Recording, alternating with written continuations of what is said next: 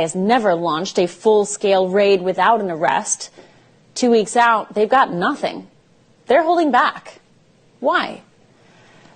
The reason Russia, China, and the Democrats' DOJ are all holding back is because they don't know what Trump is going to do with them in 2025. The greatest advantage the entire world has against evil actors right now is that Donald Trump remains more powerful as a sitting candidate for president than anyone in 4 generations.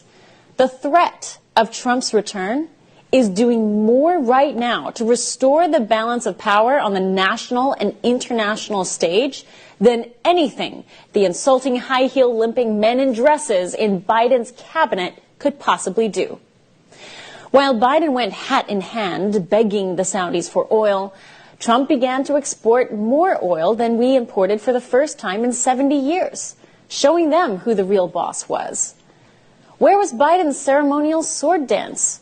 Here's Trump being showered with Saudi Arabia's finest cultural displays.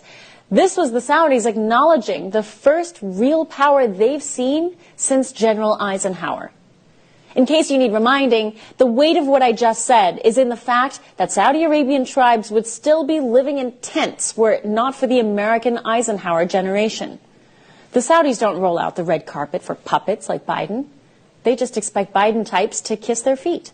Remember when Trump pushed his way to the front in that swarm of NATO leaders? He'd have been justified if this was ego-driven, but it wasn't. Trump was pushing his way to the front for America. He was, and is, a man who can't stand for America to be last on anything. And the world knew it. He didn't have to prove that he owned his own 747.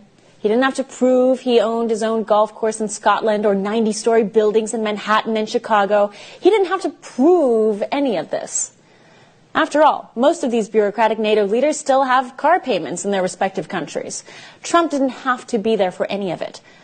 Trump was there for one reason: to put America first. And he did.